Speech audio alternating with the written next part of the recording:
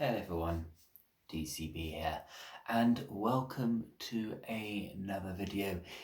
In this one, I would like to discuss a asperger's view on Christmas and the New Year, or how a person with asperger's might see the New Year and Christmas. This is, of course, from my own personal experiences.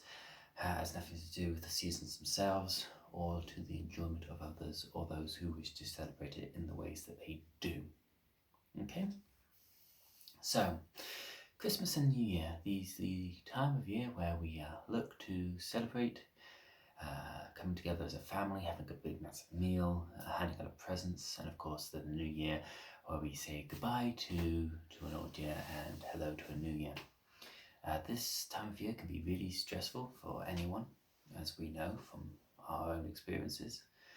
It can be more so for a person with Asperger's or autism, and because of how noisy and bright it can be. Now, people with autism and Asperger's can get startled by loud noises, random textures, and also have issues with lights, and can make them very, very upset, very, very stressed, and very, very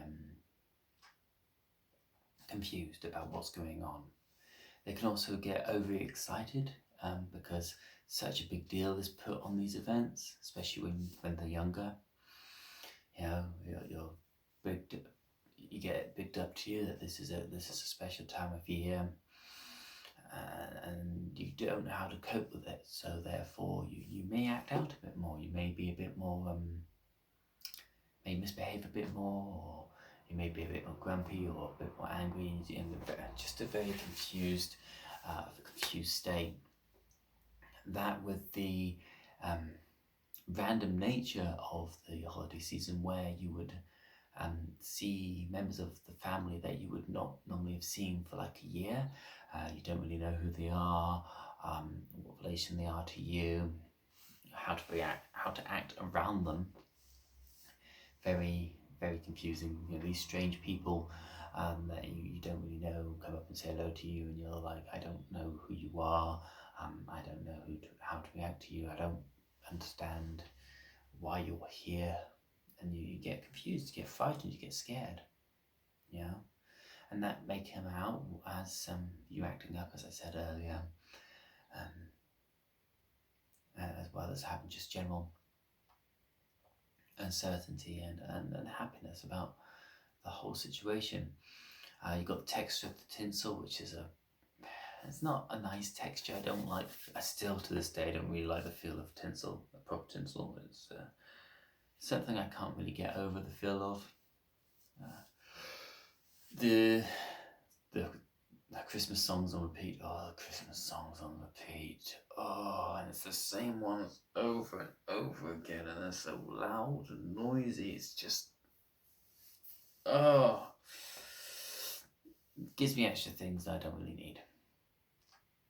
And then, of course, you got the New Year celebrations, a day where everyone celebrates getting drunk, huzzah, and loud singing and crashing and banging and flashing lights and explosions in the sky. And of course, talk about fireworks for that bit. I don't like fireworks. I never really have liked fireworks, especially when I was younger. I think it was more of a noise thing rather than the light thing. Though that may have had something to do with it, the sudden loud bangs and whooshes, the pops that they make, the whizzes. Brilliant descriptive words, by the way, of the fireworks have always sort of given me some sort of issue.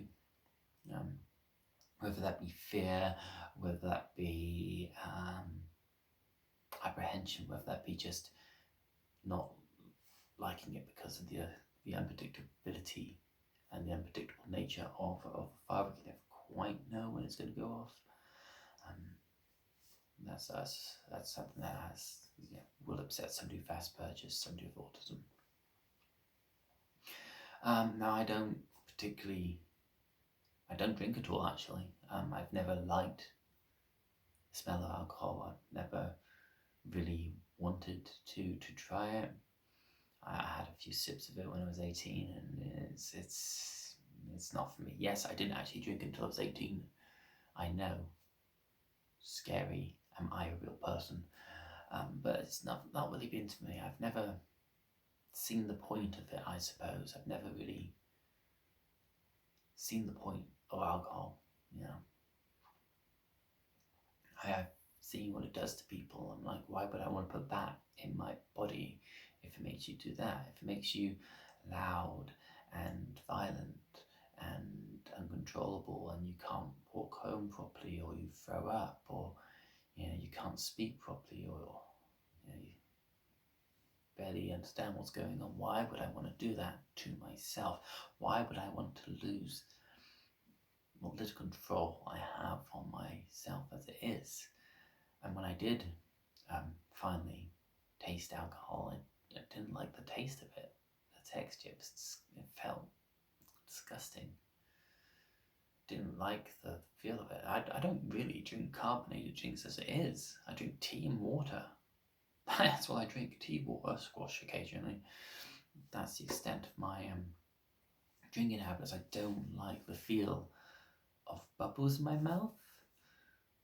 It's like that popping sensation. I don't really like it. I've obviously drunk lemonade and beverages of cola or Pepsi in the past, and other such carbonated drinks. I don't really enjoy them. I don't. Once again, I think it's a texture thing. The feeling of those bubbles just randomly popping in your mouth. There are some carbonated drinks that I don't like the taste of either, and I'll never drink them again.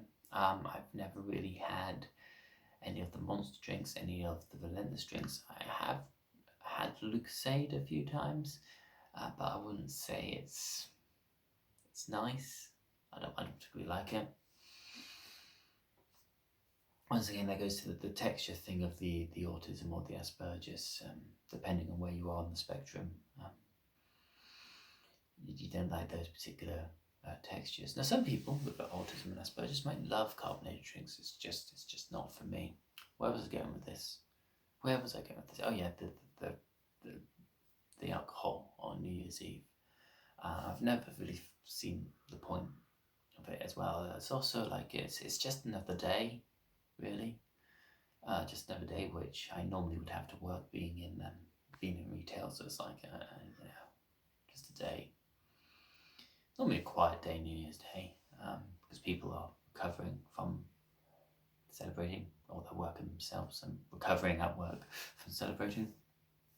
I don't really see the point of staying up till gone midnight to just see another day, when it's just another day to somebody like me. No, I understand that people want to celebrate things and they want to mark the passing of time. Fair enough. It's just not for me. Once again, it's the crowds, it's the noises, it's the unpredictability of it, the whole nature of these events. I think is what really a person with Asperger's struggles with. It's the understanding of these events. Even now in my adult life, I still struggle with these events. I still really don't. I don't think the word is enjoy.